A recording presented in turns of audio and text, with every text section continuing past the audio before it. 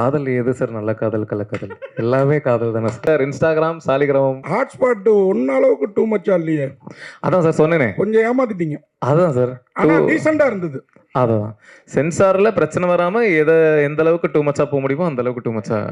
இது உங்களுக்கு உண்மையா இவங்க 2வது படம்னாங்க, 4வது படமா 5வது படம்? 4வது சார். 4வது படம். ஆமா சார். ஓகே. அதே மாதிரி படத்துல ஒரு லாஜிக் மிஸ்டேக் எப்படி மிஸ் பண்ணீங்க? எந்த லாஜிக் சார்? ஒருத்தர் பொண்ணை கட்டி கொடுத்துறாரு. ஓகே. ப்ரொடியூசர். ஆமா. அதுக்கப்புறம் பொண்டாட்டி உங்களுக்கு தானே சொந்தம். அந்த பொண்ணு உங்கள்கிட்ட தானே அவங்க வந்து கதை சொல்லணும். பிரியா பவானி சங்கர். ஆமா. அவங்களுக்குள்ளார ஒரு உறவு இருக்குது. ஆமா ஆமா ஆமா. பர்மிஷன் உங்கள்கிட்ட தானே கேட்கணும். என்கிட்ட சொல்லிட்டாங்களே, நான் தான் ஒத்துக்கிட்டேனே. அப்ப நீங்க ஒரு லாஜிக் மிஸ் பண்ணிட்டீங்கன்னு நினைக்கிறேன். இல்ல அதெல்லாம் இல்ல, நாங்க என்ன சொல்லிருப்போம் அப்படின்னா, அந்த பொண்ணு சொல்றாங்கல்ல எங்க அப்பா ஒத்துக்க மாட்டாரு அப்படின்றாங்கல்ல. ஆமா. அந்த டைம்ல நீங்க போன் ஏதாவது பார்த்துட்டீங்கன்னா மிஸ் ஆயிருக்கும். ஏன் அப்பா ஒத்துக்கணுங்கிற? நீங்களே அந்த கம்பெனியை ஆக்குபை பண்ணிருக்கணும் மருமக பிள்ளையா சார். அது தப்பு இல்ல. நான் அவ்வளவு மனசாட்சி இல்லாத ஆள் கிடையாது. பொண்ணை பெத்தவரு, அவர்கிட்ட கொஞ்சம் பர்மிஷன் வாங்கி அதுக்கப்புறம். சார் அஸ்வின் சார், உங்களுக்கு ஒரு கேள்வி. அந்த டயலாக் வர்றப்போ உங்க மனநிலை எப்படி இருந்தது? ஜாலியா தான் சார் இருந்தது. அந்த அளவுக்கு பக்குவமா ஆயிட்டீங்க. வாழ்த்துக்கள், வாழ்த்துக்கள். Thank you sir. டேரக்டர் சார் சொல்லுங்க sir. Vishnu Vishal sir production போட்டிருக்கீங்க எங்க சார்? சொல்லுங்க சார். சொல்லுங்க ப்ரோ. நீங்களா எப்படி இருக்கீங்க? நல்லா இருக்கீங்களா? நல்லா இருக்கேன். அப்புறம் வந்து அவர் எந்த படத்தா இருந்தாலும் ப்ரமோஷனுக்கு வந்துருவாரு. ஏன் அவர் கூப்பிடல? ஒருவேளை வந்து சிவகார்த்திகேயன் 2050 வந்து சிஎம்மா வந்து மென்ஷன் பண்ணிருக்கீங்க. அந்த கோவத்திலையா இப்ப வந்து சிவகார்த்திகேயன் வந்து ஒரு இஷ்யூ போயிட்டு இருக்கு. எதுக்கு தேவையில்லாம வந்து அவர் கோத்து விட்டுறீங்க? அதாவது சரி, ஓகே.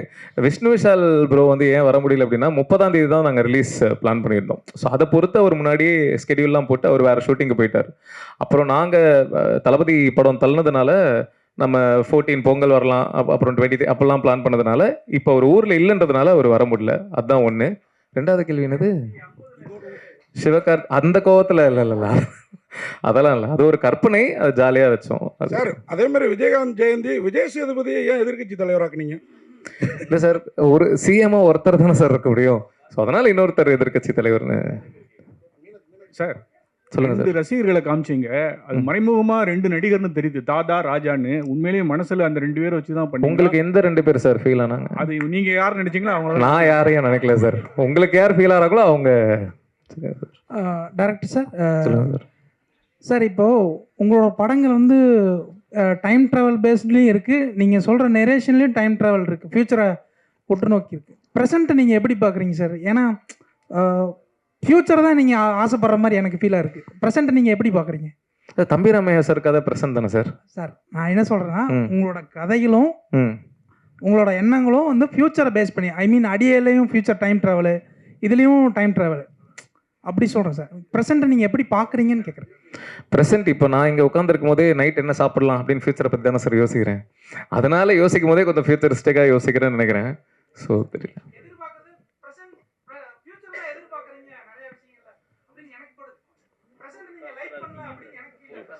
ஓகே சார், இதை நான் கருத்தாக எடுத்துக்கவா என்ன தெரியலையே. Okay sir. விக்னேஷ் சொல்லுங்க சார். படமா ரொம்ப நல்லா இருக்கு. Thank you sir. சும்மா ஜாலியான கொஸ்டின்ஸ் தான், தப்பா நினைச்சுக்கிறேன். Yeah. இப்போ ஆக்சுவலாக வெஸ்டர்ன் கண்ட்ரீஸ்லேயே வந்துட்டு இந்த எல்ஜிபிடிலாம் வந்துட்டு இப்போ பேன் பண்ணுறாங்க. அப்படி இருக்கும்பொழுது நம்ம ஊரில் அதை வந்து ஒரு பொது உடைமை ஆக்குற முயற்சிகள் மாதிரி தெரியுது இதில். இல்லை சார், அது சரியா தான். அது நீங்கள் கேட்குறது பெரிய டாபிக் சார். அது இல்லை பெரிய டாபிக், அது சின்ன விஷயம். ஆடியன்ஸ் வந்து அது ரொம்ப அது வந்து கரெக்ட் அப்படின்னு எடுத்துக்குவாங்க, இல்லைன்னா அப்படி ட்ரை பண்ணலாமான்னு எடுத்துக்குவாங்க, அந்த மாதிரி ஏதாவது விஷயம். இல்லை சார், என்னோட கருத்து வந்து இந்த உலகம் எல்லாருக்கும் சொந்தமானது, எல்லாருக்கும் பொதுவானது. ஒவ்வொருத்தருக்கும் ஒவ்வொரு விருப்பு வெறுப்புகள் இருக்கும். ஒவ்வொருத்தருக்கு அது பிரச்சனைன்னு சொல்லக்கூடாது. இப்போது எல்ஜிபிடி அவங்களுக்கு பிரச்சனை, ஏன்னா அது பிரச்சனை கிடையாது, அதுதான் எங்களோட இயற்கை அப்படின்னு அவங்களோட கருத்து இருக்கும். ஸோ எல்லாருக்கும் சொந்தமான உலகத்தில் அவங்களுக்கு பிடிச்ச மாதிரி இருக்கிறது, அடுத்தவங்களை கஷ்டப்படுத்தாத வரைக்கும் அவங்களோட சந்தோஷம் அவங்களோட உரிமை இல்லை சார். அது அவங்களோட கால். சரி, ஓகே. ஃபர்ஸ்ட் பார்ட்டில் வந்துட்டு நீங்கள் சினிமா அந்த கிரேஸை வந்து கொஞ்சம் இது பண்ணியிருப்பீங்க, கிரிட்டிசைஸ் பண்ணியிருப்பீங்க இல்லையா, நடிகர்கள் மேலே. ஃபர்ஸ்ட் கதையில் பண்ணியிருப்பீங்க. செகண்ட் பார்ட்ல, அதாவது செகண்ட் ஹாஃப்ல நீங்க என்ன சொல்ல வரீங்கன்னா, நடிகர்கள் தான் 2050 வரை சிஎம் ஆகுறாங்கன்ற மாதிரி காமிச்சிருப்பீங்க. அது ஒரு கான்ட்ராஸ்டான விஷயமா? அது ஒரு சர்காஸ்டிக்கான ஒரு விஷயம் தானே சார். இப்போ இருக்கிற விஷயத்த சொல்றோம், 50 வரைக்கும் இப்படியே இருந்தா அப்படின்னு அது ஒரு சர்க்காசம் தான் சார் அது. சரி, அப்புறம் மகளையே லவ் பண்ணலாம் அப்படின்ற ஒரு ஐடியா உங்களுக்கு இன்ஸ்பயர் பண்ணது யாராவது இருக்காங்களா? இல்ல நீங்க கதையெல்லாம் ரிவீல் பண்றீங்க. இதுக்கு நான் பதில் சொன்னேன்னா கதையை சொல்ற மாதிரி ஆயிரும். சரி, ஆனா அது அது இல்ல அப்படின்னு தானே நம்ம கடைசியில சொல்றோம். ஓகே. அப்புறம் lover and girl bestie, boy lover and boy பெஸ்டிலாம் இருக்கிற மாதிரி ப்ரொடியூசருக்கு வந்து ஒய்ஃபும் இருக்காங்க. அப்புறம் ஒரு ஒய்ஃப் பெஸ்டி கால் பண்ற மாதிரி தெரியுது. அந்த ஒய்ஃப் பெஸ்டி மாதிரி நெக்ஸ்ட் பார்ட்ல ஏதாவது ஒய்ஃப் பெஸ்டின்ற ஒரு டேர்ம் கொண்டு வர மாதிரி ஏதாவது ஐடியா இருக்கா? இது நான் யோசிக்கிறேன் சார். பார்த்து பண்ணோன்னா அவரே ஜோடி இல்லைன்னு என்கிட்ட கோபமா பேசிக்கிட்டு இருக்காரு. இதை என்கிட்ட ஐடியாவா சொல்லி ட்ரை பண்ணலாம் சார். Director sir, hello. சொல்லுங்க சார். 2021 அற்புதம்னு ஒரு தெலுங்கு படம். Okay sir. அதுல செல்போன் வந்து மின்னல் வரும். ஓகே. மின்னல் வந்தோன்னா அது பின்னாடி போயிடும். அந்த இது அதுல இருந்து எடுத்திருக்கீங்க. நான் அற்புதமா பார்க்கல சார், எனக்கு தெரியல. மேபி வந்திருக்கலாம், சிமிலர் தாட், தெரியல சார். டைரக்டர் சார், சொல்லுங்க சார். லெஸ்பியன் என்னும் ஒரு இனச்சேர்க்கை வந்து அதை எதிர்க்கிறவங்க என்ன சொல்கிறாங்கன்னா அது ஒரு வாழ்க்கை முறை, எல்லாம் செக்ஸில் ஒரு வகை அப்படின்னு தான் சொல்கிறாங்க. நீங்கள் இதை ஏற்றுக்கிற மாதிரியே கதையை கொண்டு போய் இருக்கீங்க. ஆமாம் சார். உங்களுடைய கருத்து என்ன? இல்லை சார், நான் ஏற்றுக்கிறேன் சார். அதான் சொன்னேனே, ஒவ்வொருத்தருக்கு அவங்களோட விருப்பு வெறுப்புகள் அவங்களோட உரிமை. அதை நாம் இதான் சரி இதான் தப்புன்னு சொல்லி, இப்போது நீங்கள் தாடி வச்சுருக்கீங்க, தாடி வைக்கக்கூடாதுன்னு நான் சொன்னால் சரியா சார்? அது உங்களோட உரிமை இல்லை, உங்களோட விருப்பு வெறுப்பு இல்லை. அது இப்போ அரிக்கும், குளிச்சுட்டு துவைக்கிறதுக்கு இதை துவட்டுறதுக்கு கஷ்டமாக இருக்கும் அப்போலாம் சொன்னால் நான் பார்த்துக்கிறேன் அப்படின்னு தானே நீங்கள் சொல்லுவீங்க. அதே மாதிரி தானே அவங்க. இப்போ நான் லெஸ்பியன், இப்போ நான் ஒரு கேன்னு வச்சுக்கோங்களேன், நான் கேவாக இருக்கிறதுனால உங்களுக்கு என்ன அது பாதிப்பாக போகுது அப்படின்னு தானே நான் கேட்பேன். புரியுதுல உங்களுக்கு? ஸோ அது அவங்களோட உரிமை சார். அது ஒரு மாதிரி குடும்ப அடுத்தடுத்த சங்கிலி தொடர் மாதிரி போகணுமே, அது குறையுமே அது? எது சார்? அது மாதிரி நீங்கள் சொன்ன மாதிரி செஞ்சால் அடுத்தடுத்து அந்த குடும்பத்தின் சங்கிலி தொடர் வரணும்ல, அது குறையுமே. இல்லை சார், அதான் நீங்கள் இப்போ கேட்குற கேள்வி வந்து ஒரு பெரிய டிஸ்கஷன். இதை நான் ஒரு வார்த்தையில் பதில் சொல்ல முடியாது. அது உட்காந்து ஒரு அரை மணி நேரம் 1 மணி நேரம் ஒரு டிபேட்டாகவே பேசக்கூடிய ஒரு டாபிக். ஸோ குடும்பம் இப்போ நிறைய பேர் அப்படின்னா ஒரு ஆணும் பெண்ணும் கல்யாணம் பண்ணிக்கிறாங்க, நான் குழந்தை பெற்றுக்க மாட்டேன் அப்படின்னு முடிவு பண்ணிட்டு வாழ்கிறாங்க. அப்போ கூட குடும்பம் தொடராதே சார். அப்போ என்ன சொல்லுவீங்க? அதான் அது தப்புன்னு சொல்லலாமே. அதான் சார், அகைன் அப்போ ஒரு ஆணும் ஒரு பெண்ணும் கல்யாணம் பண்ணிட்டு குழந்தை பெற்றே தான் ஆகணும் அப்படின்னு ரூல் கிடையாதுல்ல. நிறைய பேர் குழந்தை பெற்றுக்காமலும் வாழ்கிறாங்கல்ல. ரூல் இல்லை, உங்கள் அம்மா அப்பாவும் எனக்கு அம்மா அப்பா அப்படி தானே போயிருக்காங்க, அதனால கேட்குறேன். கவர்மெண்ட் ஆஃப் இந்தியா எல்லாரும் குழந்தை பெற்றுக்கணும்னு ரூல்லாம் கிடையாது சார். அக்ரிமெண்ட்டை காட்டுங்க சார். சார் இல்லை அக்ரிமெண்ட்லாம் இப்போ நான் கல்யாணம் பண்ணிக்கிறேன், என் ஒய்ஃபும் நானும் குழந்தை பெற்றுக்கணுமா வேணாமன்றது நான் தானே சார் முடிவு பண்ணணும். அது ரூல் கிடையாதுல்ல. அது ஆமாம்மா, அதை அப்ரூவ் பண்ணிட்டாங்க. ஆமாம். ஓ சப்போர்ட், ஓகே ரைட். இல்லை ஓகே, இல்லை அது லீகல் தான். 377 ரூல். ஹலோ. ஓகே சார், இங்கே சார். சார் இந்த பக்கம் சொல்லுங்க சார். இப்போது சினிமாவில் பார்த்தீங்கன்னா இன்றைக்கி வந்து ஒவ்வொரு படமும் ஓடுறதுங்கிறதே ஒரு மிகப்பெரிய விஷயமா இருந்துட்டு இருக்கு கடந்த சில வருடங்களாக.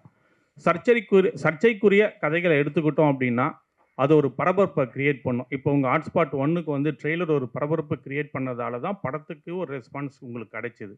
அதனாலேயே இந்த படத்துலையும் சர்ச்சைக்குரிய 3 கதைகளை எடுத்துக்கிட்டு பண்ணீங்களா? சர்ச்சைக்குரிய கதைகளை பண்ணக்கூடாதுன்னு கிடையாதுல்ல சார். பண்ணக்கூடாதுன்னு இல்லை, அதனால தான் பண்ணீங்களான்னு கேட்குறீங்களா? இது ஒரு ட்ரெண்டாகவும் போயிட்டு இருக்கு. சில யங் டைரக்டர்ஸ் அப்படி பண்ணிட்டு இருக்காங்க. அதே ஃபார்முலா நீங்க ஃபாலோ பண்றீங்களான்னு கேட்குறேன். இது ஒரு விவாதம் கிரியேட் பண்ணும். இது இப்போ அப்படியான படங்கள் தான் அதிகமா வருது. ஆமாம் சார். இப்போ ஹாட்ஸ்பாட் 1 ஒரு ஃப்ளேவரில் இருந்தது. ஸோ இப்போ ஹாட்ஸ்பாட் 2 அப்படின்னு நான் பண்ணும்போது லவ் ஸ்டோரி பண்ண முடியாதுல்ல. ஏன்னா ஹாட்ஸ்பாட் 1 பார்த்துட்டு 2 பார்க்க வர ஆடியன்ஸ் வந்து 1 என்ன ஃப்ளேவரில் இருந்ததோ அதே மாதிரி ஒரு ஃப்ளேவர் தான் 2ல எதிர்பார்க்க போகிறாங்க. ஸோ அதே ஃப்ளேவரில் சர்ச்சைக்குரிய விஷயங்களை பேசலாம் அப்படின்னு நினச்சி பண்ணது தான் சார். 1ஓட கம்பேர் பண்ணும்போது அதில் ஒரு ஃபேமிலி டச் ஓரியன்ட் அப்படி இருந்தது. இதில் எல்லாமே வந்து உங்களுக்கு 3 டாப்பிக்குமே ஒரு கான்ட்ரவர்சியாகவே தான் சுற்றி வருது. அதுக்குண்டான சொல்யூஷனும் கொஞ்சம் முடிக்கும் போது அப்படி கொஞ்சம் அலுஃபாக முடிச்சுட்டு போகிற மாதிரி இருக்குன்னு சொல்ல வரேன். Okay sir. வெளிப்படையாக அதில் ஒரு வெளிப்படைத்தன்மை இருந்தது ஃபர்ஸ்ட்டில். தெரியலையே, எனக்கு கேள்வி எப்படி சொல்கிறது. நான் எனக்கு தெரிஞ்ச அளவுக்கு என்ன அதை சொல்யூஷனாக சொல்ல முடியுமோ அதை சொல்ல ட்ரை பண்ணியிருக்கேன். ஃபர்ஸ்ட் கதையிலையும் சரி, செகண்ட் கதையிலையும் சரி. கடைசி கதையில் சொல்யூஷன் கிடையாது, ஒரு காதலை பற்றி பேசியிருக்கோம். அதுக்கப்புறம் ஒரு ஷாக்கிங்கான ஒரு எண்டு கொடுத்துருக்கோம். அதுதான் சார். ஓகே.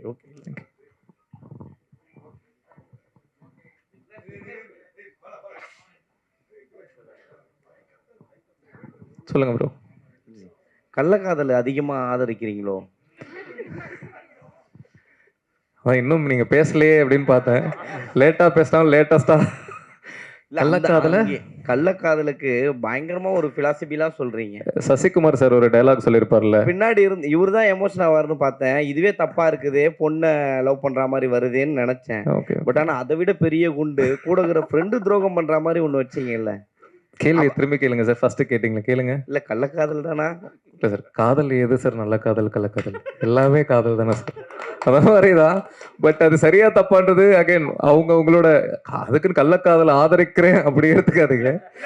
இல்ல சார், ஒருத்தருக்கு துரோகம் பண்ணாவே அது கள்ளக்காதல் கணக்கு தானே சார், அது வருத்தம். அப்புறம் எப்படி சார் அது நல்ல காதல் எல்லாமே சொல்ல முடியும்? அந்த 2 பேருக்கு அது நல்ல காதல் தானே.